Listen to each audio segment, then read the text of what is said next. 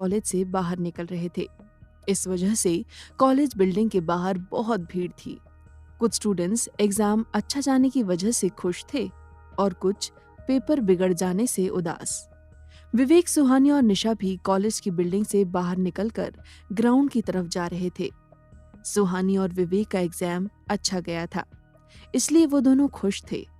निशा का एग्जाम अच्छा नहीं गया था, लेकिन वो भी खुश थी क्योंकि आज एग्जाम खत्म हो गया था। इस वक्त उन तीनों के चेहरे पर एक बड़ी सी मुस्कान थी।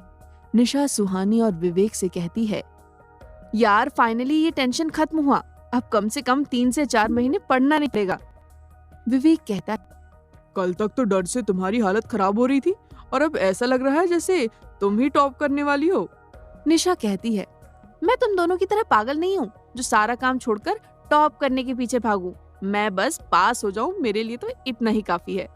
विवेक कहता है, हम दोनों पागल हैं क्योंकि हम अपने फ्यूचर के लिए सीरियस हैं। निशा आगे बढ़ते हुए कहती है, और नहीं तो क्या? विवेक आंखें सिकोड़कर निशा को देखता है। निशा जानबूझकर विवेक को चिढ़ा रही थी। सुहानी ये देखकर मुस्कुरा दी। विवेक निशा से कुछ कहने ही वाला था, तभी निशा पार्किंग की तरफ देखते हुए कहती है, ये लोग यहाँ क्या कर रहे हैं? निशा के कहने पर उन तीनों की नजर पार्किंग की तरफ जाती है। वहां अर्नव गोपाल के साथ खड़ा था। अर्नव को वहां देखकर उन तीनों के कदम रुक जाते हैं। विवेक सीरियस होकर कहता है, एएसपी सर यहाँ, कहीं फिर से कॉलेज का कोई स्टूडेंट? निशा और सुहानी घबराकर एक दूसरे को देखते हैं। उन्हें याद था कि कल रात ही सुहानी ने सपने में किसी की मौत देखी थी। अर्नव के साथ वहां युवराज और कॉलेज के प्रोफेसर अभिनव सिन्हा भी खड़े थे। वो आपस में कुछ बात कर रहे थे। अर्नव और प्रोफेसर कुछ परेशान लग रहे थे, लेकिन युवराज हमेशा की तरह बिना किसी एक्सप्रेशन के उन दोनों की बातें सुन रहा था। जब प्रोफेसर सिन्हा की नजर उन तीनों पर पड़ती है तो वो अपने हाथ से इशारा करते हुए उन्हें अपने पास बुलाते हैं। विवेक कंफ्यूज होकर कहता है, ये हम में से किसे बुला रहे हैं? निशा आगे बढ़ते हुए कहती है, चलकर पूछ लेते हैं। विवेक और सुहानी भी निशा के पीछे जाने लगते हैं। वो तीनों वहां पहुंचकर प्रोफेसर, युवराज और अर्नव को विश करते हैं। सुहानी को देखकर अर्नव की आंखों में चमक और चेहरे पर हल्की सी स्माइल आ जाती है। युवराज ये बात नोटिस कर लेता है और उसकी आंखें छोटी हो जाती हैं, लेकिन हमेशा की तरह युवराज का चेहरा बिल्कुल शांत रहता है। प्रोफेसर विवेक की तरफ इशारा करते हुए कहते हैं, एएसपी सर, ये विवेक है। शिवम विवेक का रूममेट था।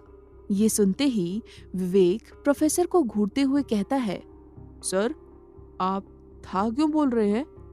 शिवम मेरा रूममेट है। ये सुनकर अर्नव और प्रोफेसर का चेहरा उतर जाता है। प्रोफेसर विवेक के कंधे पर हाथ रखकर कहते हैं, विवेक, शिवम अब नहीं रहा। आज सुबह पुराने रोड पर उसकी लाश मिली है। ये सुनते ही विवेक की दिल की धड़कन जैसे रुक सी जाती है। निशा और सुहानी का भी यही हाल था। वो तीनों इस वक्त शॉक में थे और आंखें फाड़कर प्रोफेसर को घूर रहे थे। विवेक सदमे में था। वो अपना बैलेंस खोकर लड़खड़ा जाता है। सुहानी और निशा फौरन विवेक को थाम लेते हैं। सुहानी भी इस वक्त सदमे में थी। आज रात ही उसने सपने में एक लड़के की मौत देखी थी। युवराज सुहानी का चेहरा देखकर समझ जाता है कि सुहानी क्यों परेशान है। सुहानी हिम्मत करके अर्नव से कहती है, सर, क्या आपके पास उस लड़के की कोई तस्वीर है? अर्नव बिना कुछ कहे सुहानी के चेहरे के सामने शिवम की तस्वीर ले आता है। उस तस्वीर को देखकर सुहानी शॉक्ड रह जाती है। ये वही लड़का था जिसे कल रात सुहानी ने अपने सपने में देखा था। सुहानी के आंखों के सामने वो सीन फिर से चलने लगता है जिसमें उस साय ने शिवम को मारा था। ये सोचते हुए सुहानी का सर चकरा जाता है और वो भी अपना बैलेंस खोकर गिरने लगती है। सुहानी को गिरते देख उसे संभालने के लिए युवराज आगे बढ़ता है। इससे पहले युवराज सुहानी को संभाल पाता, अर्नव आगे आकर उसे थाम लेता है। जैसे ही अर्नव सुहानी को पकड़ता है, युवराज के कदम रुक जाते हैं। अर्नव का सुहानी को इस तरह पकड़ना युवराज को अच्छा नहीं लग रहा था। वो आगे बढ़कर सुहानी का हाथ पकड़कर उसे अर्नव से दूर करता है और अपने पास ले आता है। अर्नव और प्रोफेसर सिन्हा को युवराज की यह हरकत काफी अजीब लग रही थी, लेकिन वो युवराज से कुछ कहते नहीं। अब सुहानी युवराज के पास उसके सहारे खड़ी थी। युवराज सुहानी को थामे हुए कहता है, एएसपी सिंह, अभी मेरे स्टूडेंट की कंडीशन ठीक नहीं है। मुझे लगता है आपको इनसे बाद में पूछताछ करनी चाहिए। अर्नव युवराज की बात से सहमत होकर कहता है, ओके मिस्टर दीवान, मैं कल आता हूँ। ये कहकर अर्नव वहां से चला जाता है। अर्नव के जाने के बाद युवराज की नजर सुहानी पर जाती है। अब सुहानी की हालत पहले से बेहतर थी, लेकिन विवेक अब भी शौक में था। निशा युवराज से कहती है, युवराज सर, आप प्लीज सुहानी को देखिए, मैं विवेक को यहाँ से लेकर जाती हूँ। युवराज हाँ में सर हिला देता है। निशा विवेक को लेकर उसके हॉस्टल के लिए निकल जाती है। युवराज सुहानी को लेकर अपने ऑफिस आ जाता है। युवराज सुहानी को काउच पर बैठाता है। सुहानी अभी भी सदमे में थी और बिना पलके झपकाए सामने देख रही थी। युवराज एक ग्लास पानी लेकर आता है और सुहानी के पास बैठ जाता है। वो सुहानी की तरफ पानी का ग्लास बढ़ाते हुए कहता है, इसे पी लो। सुहानी कुछ रिएक्ट नहीं करती। इस वक्त उसकी आंखों के सामने वही विजुअल्स चल रहे थे जो उसने कल रात अपने सपने में देखा था। सुहानी को रिस्पॉन्ड ना करते देख युवराज सुहानी का हाथ पकड़कर उसके हाथों में पानी का ग्लास थमा देता है और फिर से कहता है, इसे पी लो, you will feel better. Yuvraj के ऐसा करने पर सुहानी का ध्यान टूटता है और वो अपने होश में आती है। वो अपने हाथ में रखे पानी के ग्लास को देखती है और एक सांस में पूरा ग्लास खाली कर देती है। युवराज समझ रहा था कि सुहानी इस वक्त बहुत परेशान है। वो सुहानी की फिक्र करते हुए कहता है, तुम ठीक हो? सुहानी अपने ख्यालों में खोए हुए कहती है, नहीं, मैं ठीक नहीं हूँ। युवराज ये सुनकर खामोश ही रहता है, लेकिन उसे अब सुहानी के लिए बहुत बुरा लग रहा था। वो समझ सकता था कि इन दिनों सुहानी किस हालत से गुजर रही है। सुहानी बिना युवराज की तरफ देखे आगे कहती है, आज रात मैंने उस लड़के की मौत देखी। पुराने रोड पर उस साई ने उसे भी मार दिया। मैं फिर से कुछ नहीं कर पाई। मुझे समझ नहीं आ रहा कि मैं ये सब क्यों देख सकती हूँ। अब तो रात में मुझे सोने से भी डर लगने लगा है। ऐसा लगता है जैसे अगर मैं सो गई तो एक और मौत हो जाएगी। मुझे लगने लगा है जैसे इन सब की जिम्मेदार मैं ही हूँ। ये कहते हुए सुहानी की आंखों से आंसू बह रहे थे। सुहानी को इतना परेशान देखकर युवराज के दिल में दर्द हो रहा था, लेकिन वो कुछ भी जाहिर नहीं करता। जो इस वक्त सुहानी फेस कर रही थी, उससे कई बदतर सिचुएशन में युवराज बचपन से रहता आ रहा था। सुहानी का डर, उसकी घबराहट युवराज अच्छे से समझ सकता था, लेकिन वो सुहानी को इस तरह से रोते हुए नहीं देख पा रहा था। युवराज थोड़ा झिझकते हुए सुहानी के करीब जाता है और धीरे धीरे अपना हाथ उसकी तरफ बढ़ाता है। युवराज सुहानी के सर पर अपना हाथ रखता है और उसका सर अपने कंधे पर रखकर उसे अपनी बाहों में ले लेता है। ऐसा करते हुए युवराज के दिल की धड़कन बहुत तेज थी। सुहानी अभी भी ऐसा कुछ भी महसूस नहीं कर रही थी जैसा युवराज कर रहा था। वो तो अभी बस दुखी थी। युवराज के कंधे पर सर रखते ही वो युवराज को हक कर लेती है। सुहानी को इस वक्त किसी चीज का होश नहीं था, लेकिन युवराज की बात अलग थी। वो पूरे होश में था। युवराज को समझ नहीं आ रहा था कि वो क्या करे। वो बस सुहानी के सर पर हाथ रखकर उसे शांत करने की कोशिश कर रहा था। दूसरी तरफ अर्नव फॉरेंसिक लैब में एक डॉक्टर के साथ था।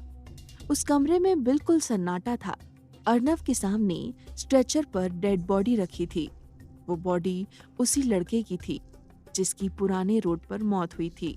बॉडी के एक तरफ फॉरेंसिक एक्सपर्ट डॉक्टर चंद्राकर खड़े थे और दूसरी तरफ अर्नव गोपाल और अमन के साथ खड़ा था। कुछ देर तक बॉडी को एग्जामिन करने के बाद डॉक्टर अर्नव से कहते हैं, फिर से वही केस, इस बार भी बॉडी पर कोई फिंगरप्रिंट नहीं है। इसे भी बिल्कुल उसी तरह मारा गया है जैसे बाकी लोगों को पुराने रोड पर मारा गया था। डॉक्टर बॉडी के गर्दन के निशान पर उंगली पॉइंट करते हुए कहते हैं, ये देखिए, ये बिल्कुल उसी तरह के निशान हैं जो इससे पहले की डेड बॉडीज पर थे। लेकिन हम ये नहीं पता लगा पा रहे हैं कि ऐसे निशान किस जानवर के नाखून से बनते हैं। मैंने अपने पूरे मेडिकल करियर में ऐसे केस कभी नहीं देखे हैं। ये कहते हुए डॉक्टर काफी परेशान लग रहे थे। अर्नव कहता है, तो क्या हमें इस बॉडी से कोई भी क्लू नहीं मिलेगा? डॉक्टर कहते हैं, बस उतने ही क्लू मिलेंगे जितने इससे पहले की बॉडी से मिले थे। डॉक्टर के इस जवाब से अर्नव निराश हो जाता है। वो वहीं खड़े हुए कुछ सोचने लगता है। डॉक्टर उस बॉडी को फिर से चेक कर रहे थे। तभी उनकी नजर अर्नव पर जाती है और वो अर्नव को गौर से देखने लगते हैं। अर्नव को एहसास होता है कि डॉक्टर कब से उसे ही घूर रहे हैं। अर्नव को ये बहुत अजीब लग रहा था। अर्नव थोड़ा अनकंफर्टेबल होकर डॉक्टर से कहता है, आप मुझे ऐसे क्यों देख रहे हैं? डॉक्टर अर्नव की गर्दन पर बने जख्मों को देखते हुए कहता है, ईएसपी सर, जो आपके चेहरे और गले पर चोट है, वो चोट आपको कैसे लगी? डॉक्टर का ये सवाल सुनकर अर्नव, गोपाल और अमन को जैसे सांप सूंघ जाता है और उस दिन का इंसिडेंट उन तीनों के दिमाग में किसी फिल्म की तरह चलने लगता है। उस दिन हॉस्टेजेस को आजाद करने के बाद उस बंगले के बाहर सिर्फ अर्नव, गोपाल और अमन बचे थे। अर्नव अमन से गाड़ी तैयार रखने के लिए कहता है और खुद गोपाल के साथ बंगले के अंदर चला जाता है। अर्नव और गोपाल के हाथ में एक एक पिस्टल और टॉर्च थी। बंगले के अंदर बिल्कुल अंधेरा था। बाहर तेज बारिश हो रही थी और बिजली चमक रही थी, जिसकी आवाज बंगले के अंदर तक जा रही थी। बंगला बिल्कुल खाली था। वहां एक बड़ा सा हॉल था। वहां ना कोई फर्नीचर था और ना ही कोई सजावट का सामान। अर्नव और गोपाल टॉर्च की रोशनी में देखते हुए धीरे धीरे बंगले के अंदर जा रहे थे। अंदर इतनी खामोशी थी कि उनके एक एक कदम की आवाज भी वहां गूंज रही थी। जब अर्नव और गोपाल उस हॉल के ठीक बीच में पहुंचते हैं तो देखते हैं कि वहां एक बड़ा सा हवन कुंड था जो बुझ गया था। उस हवन कुंड के आसपास काले जादू का सारा सामान फैला हुआ था, जैसे इंसान की हड्डियां, खोपड़ी, एक बाउल में खून और भी बहुत कुछ। ये सब देखकर अर्नव और गोपाल के होश उड़ जाते हैं। गोपाल घबराते हुए कहता है, सर यहाँ से चलिए, ये जगह बिल्कुल ठीक नहीं है। यहाँ काला जादू किया गया है। अगर हम अभी यहाँ से नहीं निकले तो मर जाएंगे। जैसे ही गोपाल की बात खत्म होती है, एक भयानक आवाज उस बंगले में गूंजने लगती है। तुमने सही कहा, आज तुम दोनों मर जाओगे। किसकी थी वो आवाज? क्या हुआ था अर्नव और गोपाल के साथ? जानने के लिए सुनते रहिए ये कहानी।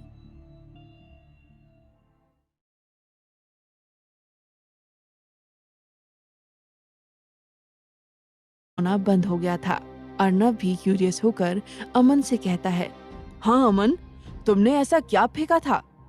अमन घबराते हुए अर्नव को देखता है और कहता है, सर, मुझे नहीं पता वो क्या चीज थी।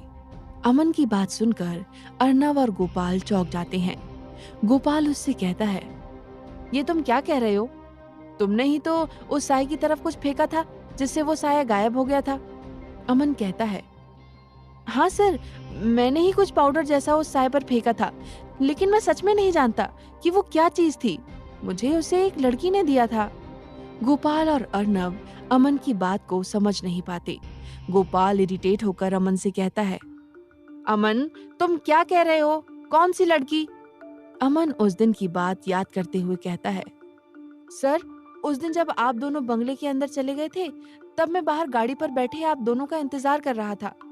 जब काफी देर तक आप बाहर नहीं आए तो मुझे आप दोनों की फिक्र होने लगी। फिर मैंने डिसाइड किया कि मैं आप दोनों को ढूंढने बंगले के अंदर जाऊंगा। अर्नव और गोपाल उत्सुकता से अमन को ही देख रहे थे। अमन आगे कहता है, सर मैं गाड़ी से बाहर निकल तो गया था, लेकिन मेरी बंगले के अंदर जाने की हिम्मत नहीं हो रही थी। मैंने भी बचपन से उस साय के बारे में सुना है और मुझे उससे डर लग रहा था। तभी मैंने गोपाल सर के चीखने की आवाज सुनी। मैं घबरा गया और तुरंत ही बंगले की तरफ बढ़ने लगा। मैंने कुछ ही कदम बढ़ाए थे, तभी मुझे पीछे से एक लड़की की आवाज सुनाई दी। तुम उन्हें नहीं बचा सकते। ये सुनते ही अर्नव बीच में ही बोल पड़ता है, लड़की की आवाज? लेकिन वहां तो कोई लड़की नहीं थी। गोपाल भी कहता है, हाँ, और शहर से इतनी दूर बीच जंगल में कोई लड़की कहाँ से आ गई? अमन कंफ्यूज होकर कहता है, हाँ सर, आप सही कह रहे हैं, लेकिन मैंने एक लड़की की ही आवाज सुनी थी। अर्नव अमन से कहता है, आगे क्या हुआ? अमन उस वक्त को याद करते हुए आगे कहता है, सर वो आवाज सुनकर जब मैं पीछे मुड़ा तो वहाँ एक लड़की थी। वो बहुत ही खूबसूरत लड़की थी। उसने ब्लैक टॉप, ब्लैक जीन्स पहना हुआ था और साथ ब्लैक लेदर जैकेट पहना हुआ था। उसकी हाइट 5 फीट 5 इंच रही होगी। उसके बाल कर्ली थे। और गोपाल अमन को टोकते हुए कहता है, मिशन वाले दिन तूने चढ़ाया हुआ था क्या? इतने खतरनाक जंगल में तुझे लड़की मिल गई, वो भी इतनी खूबसूरत। अर्नव अमन की बात सुनकर सोच में पड़ जाता है। अमन अभी जैसी लड़की के बारे में बता रहा था, वैसे ही एक लड़की ने उस रात अर्नव की जान बचाई थी। अर्नव अमन से कहता है, फिर क्या हुआ? अमन आगे बताता है, जैसे ही मैं पीछे मुड़ा उस लड़की ने मुझसे कहा, तुम उन लोगों को नहीं बचा सकते, वो कुछ ही पलों में उन दोनों को मार देगी। अगर तुम अंदर गए तो तुम भी मारे जाओगे। मुझे समझ नहीं आ रहा था कि मैं क्या करूं। वो लड़की बस मुझे देखे जा रही थी। फिर उसने अपने जैकेट के पॉकेट से एक लाल रुमाल निकालकर मुझे दे दिया। जब मैंने उससे वो रुमाल लिया तो देखा उसमें पाउडर जैसा कुछ था। उस लड़की ने मुझसे कहा कि मैं उस पाउडर को उस साये पर छिड़क दूं, तभी आप दोनों की जान बच पाएगी। ये कहकर वो लड़की वहाँ से चली गई। जैसा उस लड़की ने कहा था मैंने कर दिया और आप दोनों बच गए। अर्नव क्यूरियस होकर अमन से कहता है, उस लड़की के बारे में तुम्हें और कुछ पता है या तुमने कुछ और नोटिस किया हो? अमन मायूसी से कहता है, नहीं सर, मुझे जो कुछ पता था मैंने आपको बता दिया। सच में मैं और कुछ नहीं जानता। गोपाल अर्नव से कहता है, सर आपने बताया था कि सड़क पर भी आपको एक लड़की ने ही बचाया था, क्या ये वही लड़की है? अर्नव अपने ख्यालों में खोए हुए कहता है, पता नहीं। गोपाल आगे कहता है, अगर वो दोनों लड़की एक ही हैं, तो हमें उसका पीछा करना होगा। मुझे लगता है वो कोई आम लड़की नहीं है और वो आप पर नजर रख रही है। अर्नव सोच में पड़ जाता है, आखिर वो लड़की है कौन जिसने दूसरी बार मेरी जान बचाई है? और वो बीच जंगल में उस बंगले के पास क्या कर रही थी? आखिर कौन थी वो लड़की और बार बार वो अर्नव को क्यों बचा रही है? क्या अर्नव इस पहेली को सुलझा पाएगा? अब क्या करेगा वो साया? जानने के लिए सुनते रहिए ये कहानी।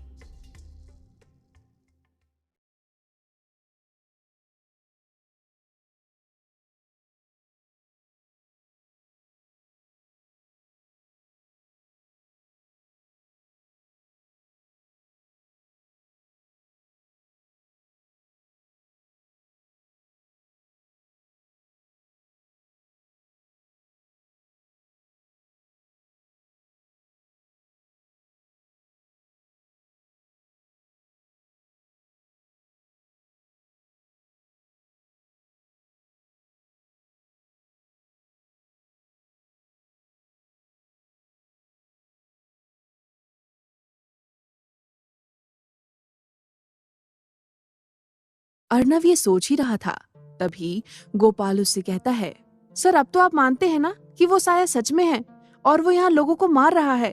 शायद उसने ही इतने लोगों को कैद भी किया था। अर्नव गोपाल पर गुस्सा करते हुए कहता है, नहीं, मैं अभी भी इन फालतू बातों पर विश्वास नहीं करता। उस दिन बंगले में अंधेरा था, मैंने कुछ भी साफ साफ नहीं देखा है, इसीलिए हम यकीन के साथ नहीं कह सकते कि हम पर किसने अटैक किया है। अर्नव की बातें सुनकर गोपाल अपना सर पकड़ लेता है। अमन चुपचाप वहीं खड़ा रह जाता है। इधर युवराज के ऑफिस में युवराज और सुहानी काउच पर बैठे थे। सुहानी की आंखें नम थीं और उसने युवराज को हक किया था। युवराज इस वक्त दो तरह की फीलिंग्स एक साथ महसूस कर रहा था। एक तो उसे सुहानी का उसके इतने करीब होना बहुत अच्छा लग रहा है, दूसरा वो कुछ अनकंफर्टेबल भी फील कर रहा है। थोड़ी देर बाद सुहानी को होश आता है। उसे एहसास होता है कि वो कब से युवराज की बाहों में है। ये एहसास होते ही सुहानी का दिल जोर से धड़कने लगता है। वो धीरे से युवराज पर अपनी पकड़ ढीली करती है और धीरे धीरे उससे अलग होती है। ये देखकर युवराज भी अपना हाथ सुहानी से हटा देता है। कुछ ही पलों में सुहानी युवराज से अलग होकर अपनी जगह पर आ जाती है। वो दोनों अब खामोश थे और एक दूसरे से नजरें नहीं मिला पा रहे थे। अब उन दोनों को ही काफी ऑकवर्ड फील हो रहा था। तभी सुहानी की नजर युवराज के शर्ट पर जाती है। युवराज का शर्ट गीला हो गया था। सुहानी को समझने में देर नहीं लगी कि ये उसके आंसुओं की वजह से हुआ है। सुहानी को अब और अजीब महसूस हो रहा था। वो थोड़ा हिचकिचाते हुए युवराज से कहती है, सर वो आई एम सॉरी। युवराज समझ नहीं पाता कि सुहानी उससे सॉरी क्यों कह रही है। युवराज कहता है, किस लिए? सुहानी शर्मिंदगी के साथ युवराज की शर्ट पर अपनी उंगली पॉइंट कर देती है। युवराज अपनी शर्ट को देखता है। अब उसे सारी बातें समझ आ जाती हैं। वो सुहानी से कहता है, इट्स ओके। सुहानी अभी भी काफी एम्बैरेस्ड फील कर रही थी। ये देखकर युवराज टॉपिक बदलते हुए कहता है, अब तुम ठीक हो? सुहानी भी अपनी नजरें झुकाए हुए हाँ में अपना सर हिला देती है। दोनों समझ नहीं पा रहे थे कि वो एक दूसरे से क्या कहें। कुछ देर तक दोनों के बीच यही खामोशी बनी रहती है। कुछ सोचने के बाद युवराज सुहानी से कहता है, सुहानी, मैं तुमसे कुछ पूछना चाहता हूँ। सुहानी कहती है, क्या? युवराज सुहानी की तरफ देखते हुए कहता है, उस दिन निशा ने कहा था कि तुम्हें अपने बचपन की कोई बात याद नहीं है और तुम अडॉप्टेड हो। सुहानी अपनी नजरें उठाकर युवराज को देखती है। उसके चेहरे पर कंफ्यूजन था। उसे समझ नहीं आ रहा था कि इतनी पर्सनल बात वो युवराज से शेयर करे या नहीं। लेकिन सुहानी युवराज पर पूरा भरोसा करती थी, इसलिए वो युवराज को सच बताने का डिसीजन लेती है। वो कहती है, जब मैं 7 साल की थी तब मेरा एक एक्सीडेंट हुआ था। शायद उस एक्सीडेंट की वजह से मेरी मेमोरी चली गई। मुझे अपने 7 साल की उम्र से पहले की कोई भी बात याद नहीं है। युवराज अनजान बनते हुए सुहानी से कहता है, तो क्या तुम्हारे मॉम डैड ने तुम्हें कुछ नहीं बताया? सुहानी कहती है, मम्मी पापा भी मेरे पास्ट के बारे में कुछ भी नहीं जानते। उन्होंने मेरे एक्सीडेंट के बाद ही मुझे अडॉप्ट किया था। युवराज अपना अगला सवाल करता है, तो क्या तुम ये भी नहीं जानती कि तुम्हारा एक्सीडेंट कैसे हुआ था? सुहानी कहती है, सर मैंने बताया ना, मुझे एक्सीडेंट से पहले की कोई भी बात याद नहीं है। लेकिन ये कहते हुए सुहानी रुक जाती है। लेकिन क्या? युवराज फौरन कहता है। सुहानी कुछ याद करते हुए कहती है, मुझे लगता है कि मेरा एक कार एक्सीडेंट हुआ था और कार खाई में गिर गई थी। युवराज चौंक जाता है और कहता है, तुम्हें कैसे पता? अभी तो तुमने कहा कि तुम्हें कुछ भी याद नहीं है। सुहानी युवराज की आंखों में देखते हुए कहती है, मुझे सालों से एक सपना आता है। मैं देखती हूँ कि मैं एक कार की फ्रंट सीट पर बैठी हूँ और एक आदमी कार ड्राइव कर रहे हैं। वो बहुत घबराए हुए लग रहे थे। तभी अचानक कार आउट ऑफ कंट्रोल होकर खाई में गिर गई। युवराज सोच में पड़ जाता है। इसका मतलब उस रात मिस्टर सक्सेना के साथ सुहानी भी कार में थी, लेकिन वो उस एक्सीडेंट से बच गई। लेकिन इतने भयानक एक्सीडेंट से कोई कैसे बच सकता है? युवराज सुहानी से कहता है, क्या तुमने सपने में ये नहीं देखा कि तुम उस एक्सीडेंट से कैसे बच गई? सुहानी नाम में सर हिला देती है। युवराज कहता है, सुहानी, क्या तुम्हें कभी अपना पास्ट जानने की कोशिश नहीं की या कोई ट्रीटमेंट नहीं लिया जिससे तुम्हारी मेमोरी वापस आ सके? सुहानी कहती है, हाँ, मैंने ट्रीटमेंट लिया था ना। पापा मुझे एक डॉक्टर के पास ले जाते थे। उन्होंने मुझे एक मेडिसिन दिया था जो मैं बचपन से ले रही हूँ, लेकिन अब तक मुझे कुछ भी याद नहीं आया है। कुछ देर रुककर सुहानी आगे कहती है, लेकिन इस मेडिसिन से मुझे एक फायदा हुआ। युवराज पूछता है, कैसा फायदा? सुहानी जवाब देती है, एक्सीडेंट के बाद जब से मुझे होश आया था तब मुझे बहुत डरावने सपने आते थे, लेकिन जब पापा ने मुझे मेडिसिन देना स्टार्ट किया तो मुझे डरावने सपने आने बंद हो गए थे। कुछ सोचते हुए सुहानी आगे कहती है, लेकिन एक बात मुझे समझ नहीं आ रही। युवराज सवालिया नजरों से सुहानी को ही देख रहा था। सुहानी कहती है, शिमला आने के बाद से मुझे वैसे ही सपने फिर से आने लगे हैं। मैं तो अभी भी वो मेडिसिन लेती हूँ, फिर पता नहीं क्यों अब मुझे उससे कोई फायदा नहीं हो रहा। पूरी बात सुनकर युवराज को कुछ शक होने लगता है। वो सुहानी से कहता है, क्या तुम्हारे पापा ने कभी तुम्हारे पास्ट के बारे में जानने की कोशिश नहीं की? सुहानी कहती है, नहीं, पापा को बिल्कुल भी नहीं पसंद कि मैं अपने पास्ट के बारे में बात करूं, इसलिए मैंने भी इन सब बातों पर ध्यान देना बंद कर दिया। युवराज को सुहानी की ये बातें कुछ अजीब लग रही थी। उसे समझ नहीं आ रहा था कि सुहानी के पापा ने उसका पास्ट जानने की कोशिश क्यों नहीं की और बिना सुहानी का पास्ट जाने उसे अडॉप्ट कैसे कर लिया। युवराज अंदर से तो काफी परेशान था, लेकिन बाहर से बिल्कुल शांत दिख रहा था। वो सुहानी से कहता है, मैं एक बहुत अच्छे डॉक्टर को जानता हूँ जो तुम्हारी मदद कर सकते हैं। तुम एक काम करो, मुझे अपनी मेडिसिन के डिटेल्स दे दो। मैं एक बार उनसे तुम्हारा केस डिस्कस कर लूंगा, शायद तुम्हारी कोई हेल्प हो जाए। सुहानी युवराज की बात पर भरोसा करते हुए उसे अपनी मेडिसिन के डिटेल्स दे देती है। युवराज सुहानी से वो डिटेल्स लेकर किसी को भेज देता है और फिर सुहानी से कहता है, अगर जरूरत पड़ी तो तुम्हें मेरे साथ डॉक्टर से मिलने जाना होगा। ये कहते ही युवराज के चेहरे का एक्सप्रेशन बदल जाता है। उसका चेहरा फिर से कठोर हो जाता है और उसकी आंखों में गुस्से के भाव आ जाते हैं। ऐसा लग रहा था जैसे अभी अभी युवराज ने कुछ महसूस किया है। युवराज काउच से उठकर कहता है, अब तुम यहाँ से जाओ, मैं तुमसे बाद में मिलता हूँ। सुहानी को युवराज का अचानक बदला हुआ मूड समझ नहीं आता। वो काउच पर बैठे बैठे कंफ्यूज होकर युवराज को देखने लगती है। युवराज इस बार थोड़ी सख्ती से कहता है, मैंने कहा ना, यहाँ से जाओ अभी। सुहानी अपना मुंह बनाकर युवराज को घूरती है और फिर वहां से उठकर दरवाजे की तरफ जाने लगती है। सुहानी कुछ कदम ही आगे बढ़ पाई थी, तभी युवराज उससे कहता है, रुको। सुहानी को समझ नहीं आता कि युवराज आखिर चाहता क्या है। अभी तो उसने सुहानी को वहां से जाने के लिए कहा था और अब खुद उसे रोक रहा है। सुहानी कंफ्यूज होकर पीछे मुड़ती है। युवराज काफी सीरियस लग रहा था और उसकी आंखों में थोड़ी घबराहट दिख रही थी। इससे पहले सुहानी कुछ समझ पाती, ऑफिस का दरवाजा एक तेज आवाज के साथ खुलता है। वो आवाज सुनकर सुहानी डर जाती है। युवराज की आंखों में गुस्सा था और वो ऑफिस के दरवाजे को ही देख रहा था। ऐसा लग रहा था जैसे युवराज जानता था कि अब वहां कौन आने वाला है। सुहानी भी कंफ्यूज होकर दरवाजे की तरफ देख रही थी। अगले ही पल उस दरवाजे से पद्मिनी अंदर आती है। युवराज वहां खड़ा पद्मिनी को गुस्से से घूर रहा था। पद्मिनी को देखकर सुहानी डर जाती है और अनजाने में ही उसके कदम पीछे होने लगते हैं। पीछे जाते हुए सुहानी युवराज के करीब पहुंच जाती है। पद्मिनी युवराज के ठीक सामने आकर रुक जाती है।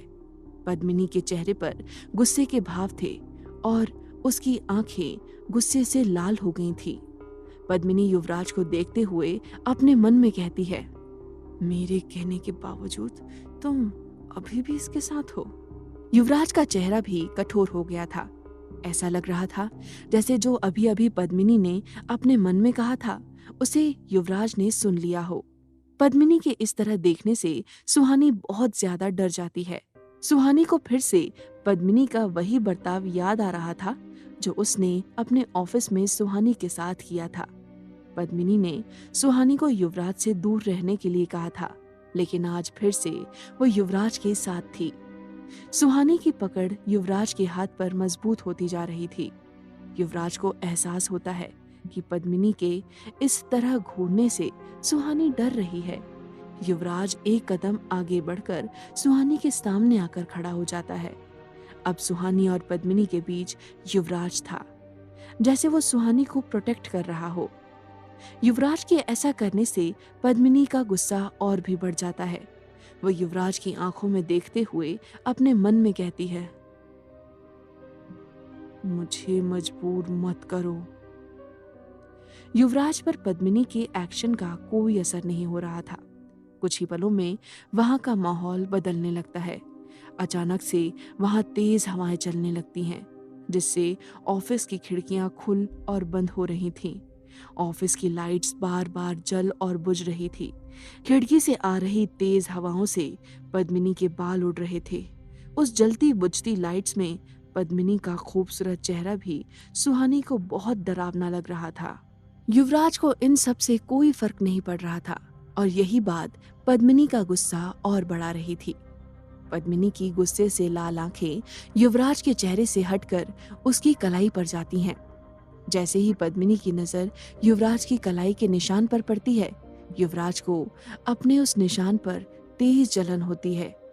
जैसे जैसे पद्मिनी उस निशान को घूर रही थी, युवराज की कलाई की जलन बढ़ती जाती है। ऐसा लग रहा था जैसे पद्मिनी उस निशान के जरिए युवराज को दर्द दे रही हो। अब युवराज को तकलीफ होने लगी थी, लेकिन ये भाव उसके चेहरे तक नहीं आ रहे थे। युवराज की जलन धीरे धीरे उसके पूरे शरीर में फैलने लगी। पद्मिनी अपनी आंखों से अपना पूरा जोर लगा देती है, लेकिन युवराज बिल्कुल उसी तरह वहां खड़ा रहता है। युवराज का इस तरह कुछ रिएक्ट ना करना पद्मिनी का गुस्सा और बढ़ा रहा था। युवराज के पीछे खड़ी सुहानी को पद्मिनी और युवराज की इस लड़ाई के बारे में कुछ भी अंदाजा नहीं था। वो बस खुद को युवराज के पीछे छुपा रही थी। सुहानी ने युवराज का हाथ पकड़ा हुआ था। धीरे धीरे उसका हाथ फिसलकर उसकी कलाई तक आ जाता है। जैसे ही सुहानी का हाथ युवराज की कलाई पर पड़ता है, युवराज का दर्द कम होने लगता है। कुछ ही देर में युवराज को इस बात का एहसास होता है और वो पद्मिनी को छोड़कर सुहानी को देखने लगता है। सुहानी अभी भी घबराई हुई पद्मिनी को देख रही थी।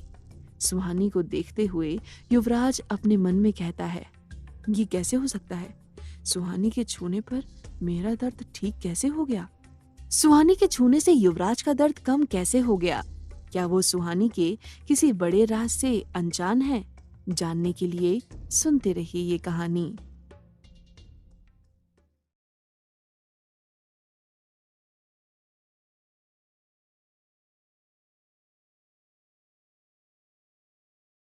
युवराज हैरान था।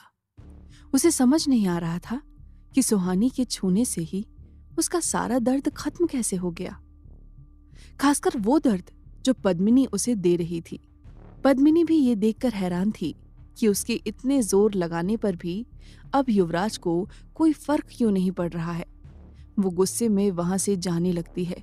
वहां से जाते हुए पद्मिनी की एक नजर ऑफिस की खिड़की की तरफ जाती है।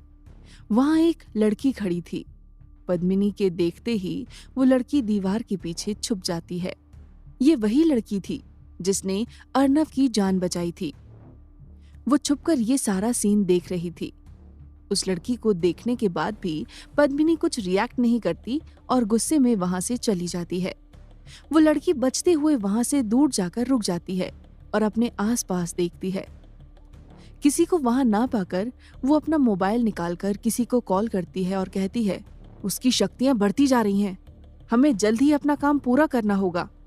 कॉल कट करने के बाद उस लड़की के चेहरे पर एक डेविल स्माइल आ जाती है। वो कहती है, युवराज दीवान, अब तुम्हारा बुरा वक्त शुरू हो गया है। तुम्हें हर उस दर्द की भरपाई करनी होगी जो तुमने हमें दिया है। तुम्हें मुझसे कोई नहीं बचा सकता। ये कहकर वो लड़की वहां से चली जाती है।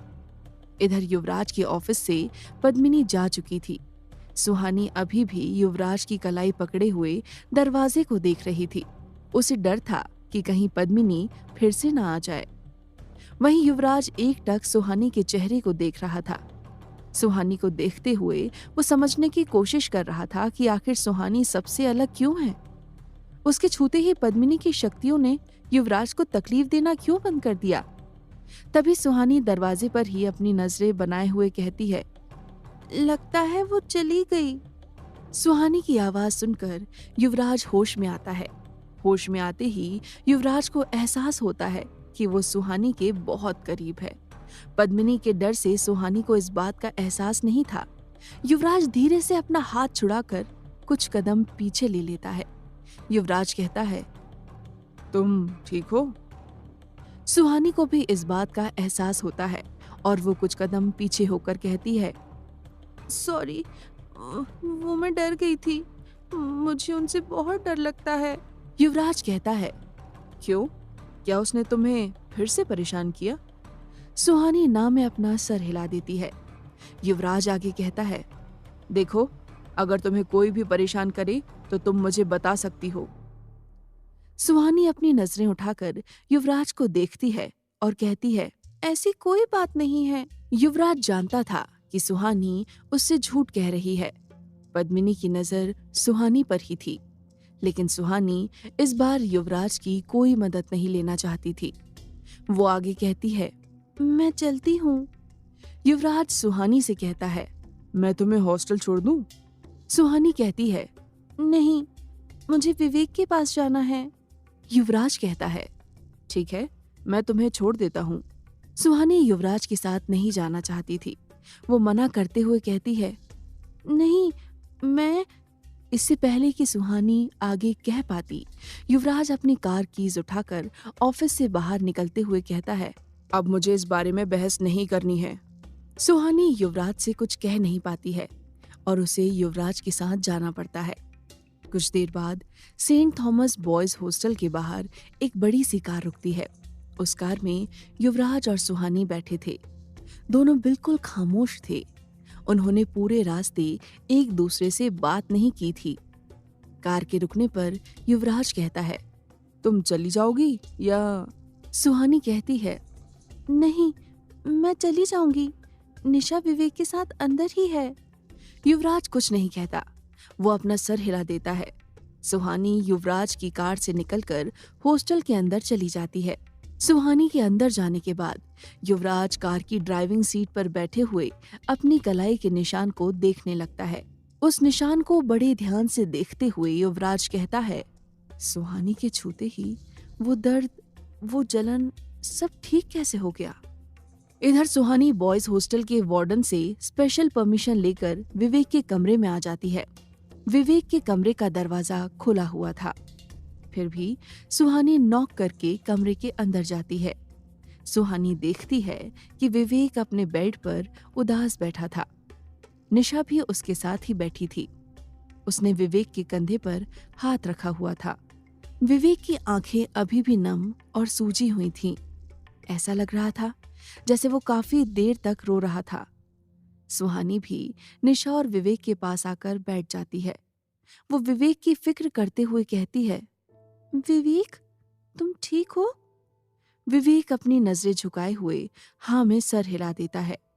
सुहानी ने विवेक को कभी इस हालत में नहीं देखा था। वो तो हमेशा हंसता खेलता रहता था, लेकिन आज उसकी जो हालत थी उसे देखकर सुहानी को काफी बुरा लग रहा था। सुहानी समझ नहीं पा रही थी कि वो विवेक से क्या कहे। कुछ देर कमरे में खामोश रहने के बाद विवेक अपने आंसू पोंछते हुए अपने बेड से उठ जाता है। वो गुस्से में कहता है, बस अब बहुत हो गया, हम ऐसे नहीं बैठ सकते। ऐसे ही चलता रहा तो वो मनुष्य साया एक एक करके हम सबको मार डालेगा। हमें अब कुछ करना ही होगा। निशा विवेक की बात सुनकर खामोश ही रहती है। सुहानी विवेक से हमदर्दी जताते हुए कहती है, विवेक, मैं समझ सकती हूँ तुम अभी कैसा फील कर रहे हो, लेकिन अब हमें उस साये से बचकर रहने की जरूरत है। अब तक वो हमें इसलिए नहीं मार पाया क्योंकि वो कमजोर था, लेकिन इस अमावस्या के बाद से उसकी शक्तियां बढ़ती जा रही हैं। हमें एक एक कदम सोच समझकर बढ़ना होगा। सुहानी की बात सुनकर विवेक का गुस्सा और भी बढ़ जाता है। वो सुहानी की तरफ बढ़ते हुए कहता है, तो तुम क्या कहना चाहती हो? हम बस हाथ पर हाथ रखकर बैठे रहे और अपनी बारी का इंतजार करें कि कब वो साया आए और हमें भी मार दे? सुहानी कोई जवाब नहीं देती। वो समझ रही थी कि विवेक सही कह रहा है। अगर वो लोग उस साय को रोकने की कोशिश ना भी करे तो भी वो साया उन लोगों को मार ही देगा। विवेक थोड़ा शांत होकर उन दोनों से कहता है, मैं तुम दोनों को फोर्स नहीं करूंगा। अगर तुम दोनों मेरा साथ नहीं देना चाहती तो कोई बात नहीं, मैं अकेले ही कोई रास्ता ढूंढ लूंगा। विवेक के ऐसा कहते ही निशा भी उठ जाती है और विवेक के पास जाकर कहती है, विवेक, ये तुम क्या कह रहे हो? चाहे कुछ भी हो जाए, हम दोनों तुम्हारे साथ है। सुहानी भी विवेक से कहती है, हाँ विवेक, निशा ठीक कह रही है, हम दोनों तुम्हारे साथ हैं। मैं बस ये कह रही हूँ कि अब हमें बहुत अलर्ट रहने की जरूरत है। तुम बस थोड़ा शांत रहो, कहीं जल्दबाजी में हम कोई गलती ना कर बैठें। विवेक गुस्से में कहता है, और कितना शांत रहूं? उस साये ने मुझसे मेरा सब कुछ छीन लिया है और अब वो मुझसे जुड़े लोगों को भी मार रहा है। तुम ही बताओ मैं कैसे शांत रहूं? सुहानी विवेक की बात समझ नहीं पाती। वो कंफ्यूज होकर कहती है, सब कुछ छीन लिया मतलब? सुहानी के ऐसा कहने पर विवेक सुहानी से अपनी नजरें फेर लेता है। वो कुछ कदम चलकर खिड़की के पास चला जाता है और हॉस्टल से बाहर की तरफ देखने लगता है। सुहानी को विवेक का बर्ताव कुछ समझ नहीं आता। वो अपनी नजर विवेक से हटाकर निशा की तरफ ले जाती है और निशा को सवालिया नजरों से देखने लगती है। निशा उदास होकर कहती है, कुछ साल पहले उस साय ने विवेक के मॉम डैड को मार दिया था। ये सुनकर सुहानी चौंक जाती है। निशा के ऐसा कहते ही सुहानी के मन में अब 1000 नए सवाल आ गए थे, लेकिन उन्हें पूछने के लिए सुहानी के पास शब्द नहीं थे। सुहानी खामोशी से विवेक के बेड पर बैठ जाती है। विवेक अभी भी खिड़की के पास खड़े होकर बाहर की तरफ देख रहा था। शायद वो निशा और सुहानी से अपने आंसू छुपाना चाहता था। काफी देर तक कमरे में कोई एक शब्द भी नहीं बोलता। सुहानी के दिमाग में इस वक्त यही चल रहा था कि उस साय ने कब और कैसे विवेक के पेरेंट्स को मारा, लेकिन उसे ये वक्त इन सवालों के लिए सही नहीं लगता। कुछ देर बाद सुहानी कहती है, ठीक है, हम फिर से शुरुआत करेंगे। सुहानी के ऐसा कहने पर विवेक सुहानी की तरफ देखता है। वो चलकर सुहानी के पास आता है और चेयर पर बैठ जाता है। निशा एक गहरी सांस लेकर कहती है, शुरू करेंगे, लेकिन कहाँ से? विवेक फौरन कहता है, पद्मिनी सिंघानिया, हमें उसी पर शक है ना? सुहानी कहती है, नहीं विवेक, हमें पद्मिनी पर सिर्फ शक है। हाँ, हमने उसे कुछ अजीब चीजें करते हुए देखा जरूर है, लेकिन उस बेस पर हम ये क्लेम नहीं कर सकते कि वही वो साया है। विवेक कहता है, तो फिर हमें क्या करना चाहिए? सुहानी जवाब देती है, हमें 2 काम करने होंगे। निशा मुंह बनाकर कहती है, कौन से 2 काम? सुहानी सीरियस होकर कहती है, पहला काम ये कि हमें उस साये के बारे में पता करना होगा। अगर हमें उस साये को खत्म करना है तो सबसे पहले हमें उसके बारे में एक एक बात पता होनी चाहिए। उसके बिना हम उसके सामने 1 सेकंड भी टिक नहीं पाएंगे। हमें पता करना होगा कि वो किसकी आत्मा है, उसकी मौत कब और कैसे हुई थी, उसे किसने जागृत किया और मोस्ट इम्पोर्टेंट, उसे क्यों जागृत किया गया। विवेक झुंझलाहट के साथ कहता है, सुहानी, ये पता करना इम्पॉसिबल है। तुमने सुना नहीं है क्या? वो आत्मा 200 साल पुरानी है। उसके बारे में जो कोई भी जानता था वो अब तक मर चुका होगा। हम कैसे उसके बारे में पता करेंगे? निशा तुरंत जवाब देती है, हम कर सकते हैं। सुहानी और विवेक सवालिया नजरों से निशा को देखने लगते हैं। निशा आगे कहती है, ओके सुनो, आज तक शिमला पर कितने सारे राइटर्स ने बुक लिखी है, तो तुम्हें नहीं लगता कि किसी ना किसी ने उस विशिंग वेल पर किताब जरूर लिखी होगी? हम वहां से शुरू कर सकते हैं। सुहानी और विवेक को निशा की बात बिल्कुल ठीक लगती है। विवेक निशा से सहमत होकर कहता है, एग्जैक्टली, और विशिंग वेल तो पूरे इंडिया में फेमस है। मैंने सुना है इस पर काफी रिसर्च भी हुए हैं। हम ऐसा कर सकते हैं। सुहानी आगे कहती है, इसके साथ ही हमें यहाँ के लोगों से भी बात करनी होगी। जैसे उस गांव में बाबा को विशिंग वेल के बारे में पता था, वैसे यहाँ भी ऐसे कुछ लोग जरूर होंगे जो काफी कुछ जानते होंगे। विवेक सुहानी से कहता है, और दूसरा काम क्या है? सुहानी कहती है, वही हमारा पुराना टास्क। पद्मिनी अभी भी हमारी शक के घेरे में है, हमें उसके बारे में इंफॉर्मेशन निकालनी होगी। सुहानी की बात खत्म होते ही निशा कहती है, यार ट्रस्ट मी, हमने इसके लिए पहले भी बहुत कोशिश की है। पद्मिनी सिंघानिया के बारे में सब सुनी सुनाई बातें हैं। कोई भी नहीं जानता कि 2007 से पहले पद्मिनी कहाँ थी। सच में कोई पद्मिनी है भी या नहीं? विवेक भी निशा का साथ देते हुए कहता है, हाँ सुहानी, निशा सच कह रही है। हमने अपने लेवल पर पूरी कोशिश की है, लेकिन उस पद्मिनी की हिस्ट्री पता नहीं कर पाए। सुहानी कुछ सोचते हुए कहती है, सिर्फ एक ही इंसान है जो हमें पद्मिनी के बारे में सही इंफॉर्मेशन निकाल के दे सकता है। निशा तुरंत कहती है, कौन? युवराज सर? सुहानी ना में सर हिलाते हुए कहती है, नहीं निशा, युवराज सर पद्मिनी के मामले में हमारी मदद नहीं करेंगे। निशा और विवेक सुहानी की तरफ देखते हुए एक साथ कहते हैं, तो कौन हमारी मदद कर सकता है? सुहानी एक गहरी सांस लेकर कहती है, हाँ, ASP Arnav Singh.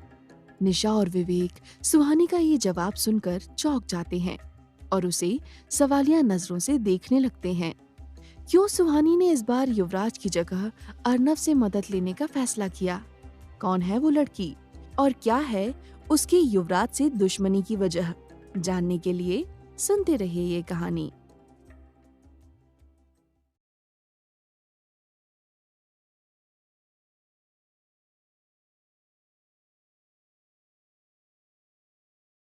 Life care hospital Shimla का सबसे बड़ा हॉस्पिटल है। ये हॉस्पिटल युवराज दीवान का ही है। युवराज इस वक्त लाइफ केयर हॉस्पिटल के साइकेट्रिस्ट डॉक्टर संदीप जोशी के साथ बैठा था। उन दोनों को देखकर ऐसा लग रहा था जैसे वो दोनों किसी बहुत ही सीरियस मैटर पर डिस्कस कर रहे हैं। युवराज डॉक्टर से कहता है, आपको क्या लगता है, क्या कभी सुहानी की याददाश्त वापस आ सकती है?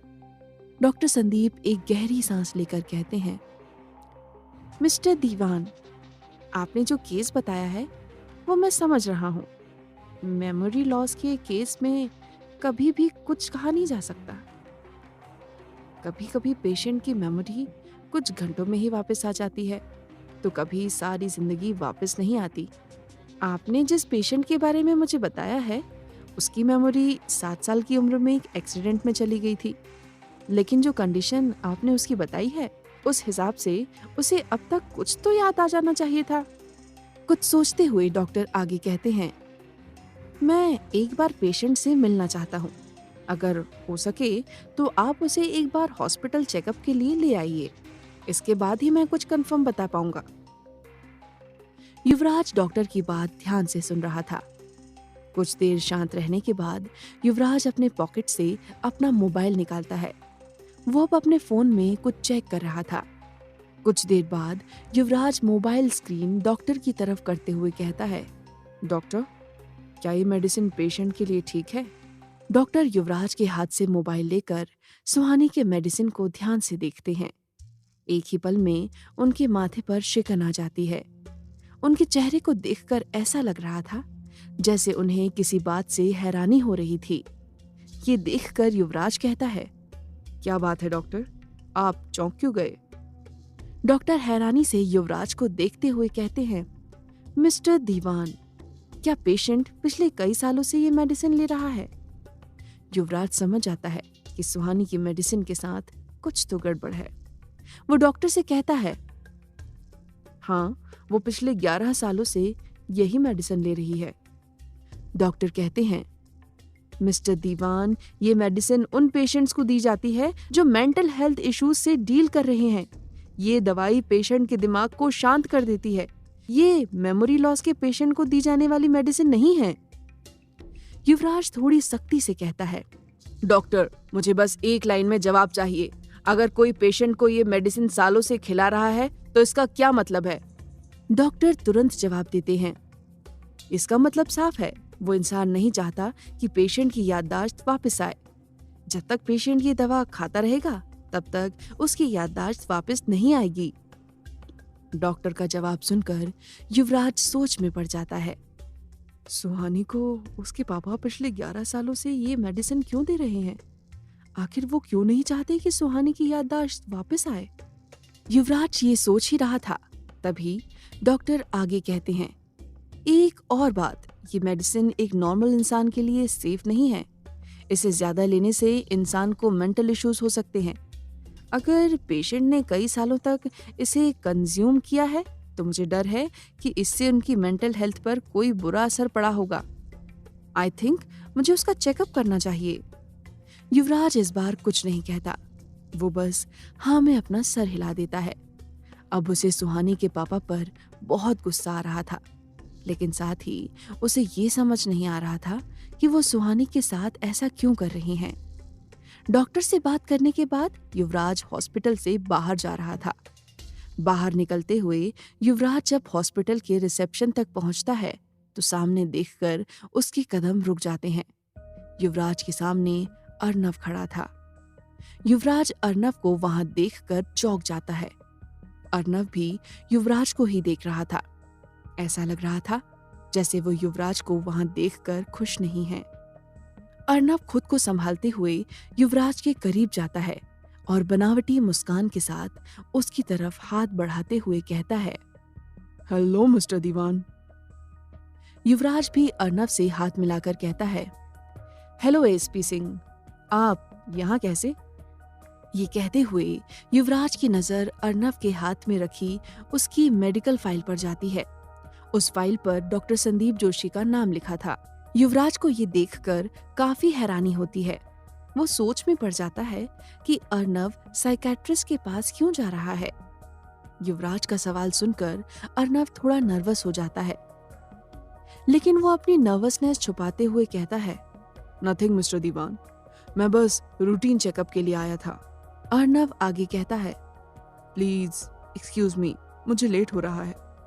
ये कहकर अर्नव आगे निकल जाता है। युवराज समझ जाता है कि अर्नव उसे इग्नोर कर रहा है और कुछ छुपाने की कोशिश कर रहा है। अर्नव के जाते ही युवराज भी हॉस्पिटल से बाहर निकलकर पार्किंग की तरफ जाने लगता है।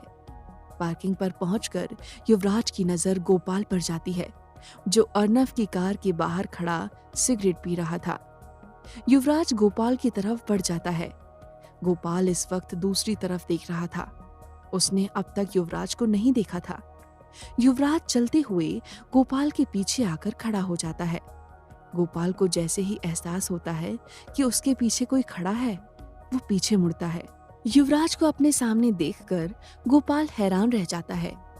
उसे यकीन नहीं हो रहा था कि युवराज दीवान खुद उसके पास आया है। कुछ देर तक तो गोपाल वहीं फ्रीज होकर युवराज को देखता रहता है। फिर उसे होश आता है और उसकी नजर अपने हाथ की सिगरेट पर जाती है। गोपाल हड़बड़ाते हुए उस सिगरेट को नीचे गिराकर अपने पैर से कुचल देता है। युवराज गोपाल के सामने शांत खड़ा उसे देख रहा था। उसकी नजरें गोपाल को और भी ज्यादा नर्वस कर रही थीं। गोपाल हड़बड़ाकर युवराज की तरफ देखते हुए कहता है, नमस्ते सर। युवराज कोई जवाब नहीं देता। वो अपनी नजर गोपाल से हटा लेता है और दूसरी तरफ देखने लगता है। गोपाल डरते हुए युवराज से कहता है, सर आप यहाँ, मुझसे कुछ काम था? युवराज दूसरी तरफ देखते हुए ही कहता है, एसपी सिंह यहाँ क्या कर रहे हैं? गोपाल युवराज के सवाल का कोई जवाब नहीं दे पाता। वो अर्नव की पर्सनल इंफॉर्मेशन किसी को नहीं देना चाहता था। वो हकलाते हुए कहता है, सर युवराज समझ जाता है कि गोपाल आसानी से मुंह नहीं खोलने वाला। वो अपने जैकेट के पॉकेट से 2000 के नोट की एक गड्डी निकालकर गोपाल की तरफ बढ़ाते हुए कहता है, मेरे पास ज्यादा वक्त नहीं है। एक साथ इतने सारे पैसे देखकर गोपाल की आंखें चमक जाती हैं। वो शर्मिंदगी के साथ हंसते हुए उन नोटों की गड्डी को लेकर कहता है, सर एएसपी सर दिमाग के डॉक्टर के पास गए हैं। उन्हें लगता है कि पिछले कुछ दिनों से उन्हें कुछ ऐसी आवाजें सुनाई दे रही हैं जो सच में नहीं है। उन्हें लगता है कि उन्हें आजकल भ्रम होने लगा है। गोपाल की बात सुनकर युवराज कहता है, और तुम्हें क्या लगता है? गोपाल अपना सर युवराज की तरफ ले जाकर धीरे से कहता है, सर, मुझे लगता है कि वो साया एएसपी सर के पीछे पड़ गया है। ये सुनकर युवराज बिना कुछ कहे अपनी कार की तरफ बढ़ जाता है।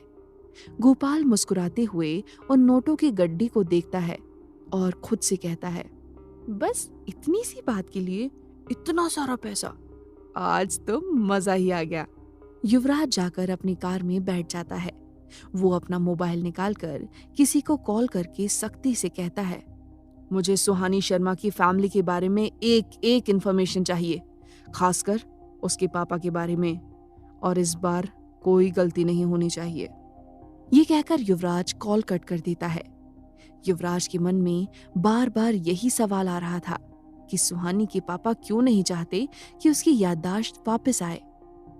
शाम का वक्त था। सेंट थॉमस कॉलेज की छुट्टी हो गई थी और स्टूडेंट्स कॉलेज से घर जा रहे थे। सुहानी और निशा इस वक्त क्लासरूम में थे और हॉस्टल जाने के लिए अपने बैग्स पैक कर रहे हैं। क्लास में उन दोनों के अलावा और कोई नहीं था। कुछ ही देर में युवराज क्लासरूम में एंटर करता है। युवराज को आते देख सुहानी और निशा उठ जाती हैं। युवराज सुहानी के डेस्क के पास आकर रुकता है। सुहानी युवराज को देखने लगती है। वो जानना चाहती थी कि युवराज वहां क्यों आया है। निशा भी यही सवाल लेकर युवराज को देख रही थी।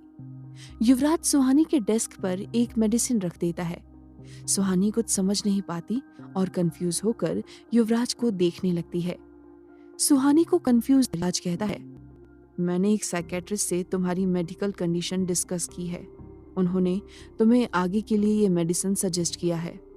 सुहानी को ये जानकर हैरानी होती है कि युवराज उसके लिए खुद साइकेट्रिस्ट से मिलने गया था। हैरानी के साथ सुहानी को खुशी भी हो रही थी। सुहानी अपनी फीलिंग्स छुपाते हुए कहती है, सर, आपको परेशान होने की क्या जरूरत थी? I mean... युवराज सुहानी की बात को काटते हुए कहता है, इसमें परेशानी वाली कोई बात नहीं है, वो डॉक्टर मेरा दोस्त है।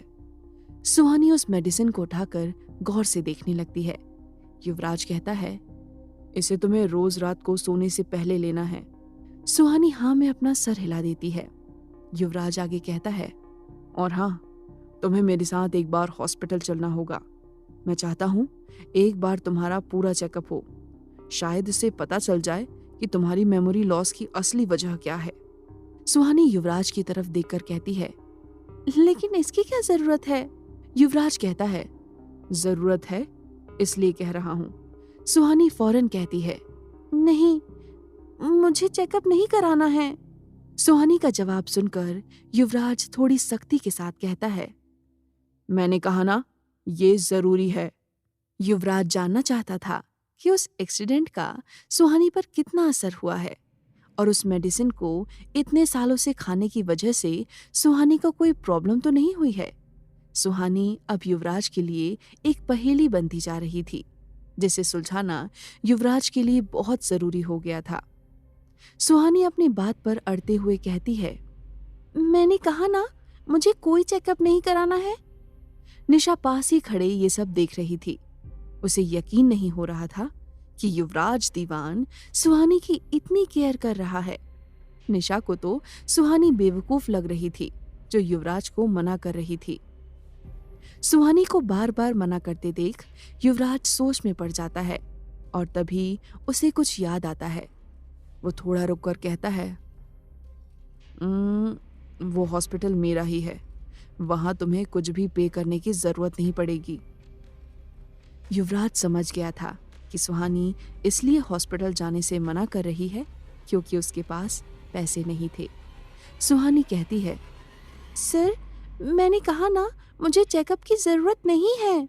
युवराज अपनी बात पर जोर देकर कहता है, जब से तुम यहाँ आई हो वो शायद तुम्हारे पीछे है। मुझे लगता है इसका कनेक्शन तुम्हारे पास्ट से है, इसलिए तुम्हारा ठीक होना जरूरी है। ये मत सोचना कि मैं तुम पर कोई फेवर कर रहा हूँ। हॉस्पिटल चलकर तुम मेरी ही मदद करोगी। युवराज की बातें हमेशा सुहानी को सोचने पर मजबूर कर देती थी। आज भी सुहानी सोच में पड़ जाती है। युवराज आगे कहता है, मैं तुम्हें बता दूंगा कब और कितने टाइम हॉस्पिटल जाना है। ये कहकर युवराज वहां से चला जाता है। और सुहानी बस उसे देखती रह जाती है। युवराज के जाने के बाद सुहानी बैठ जाती है और अपना बैग पैक करने लगती है। युवराज को अपनी इतनी फिक्र करते देख सुहानी को बहुत अच्छा लग रहा था। बैग पैक करते हुए उसके चेहरे पर हल्की सी स्माइल थी। निशा, जो कब से ये सब देख रही थी, वो सुहानी के पास बैठकर कहती है, तेरे गाल लाल क्यों हो रहे हैं? सुहानी कहती है, ये तू क्या कह रही है? निशा अपनी आंखें छोटी करके कहती है, मुझे सच बता, तू युवराज सर को लाइक करती है? निशा के सवाल से सुहानी हड़बड़ा जाती है और निशा को देखने लगती है, जो उसे ही घूर रही थी। युवराज क्लासरूम के बाहर खड़ा ये सब सुन रहा था। वो भी सुहानी का जवाब जानना चाहता था। क्या होगा सुहानी का जवाब? क्या अर्नव को कोई दिमागी बीमारी है या सच में वो साई की नजर में आ चुका है? जानने के लिए सुनते रहिए ये कहानी।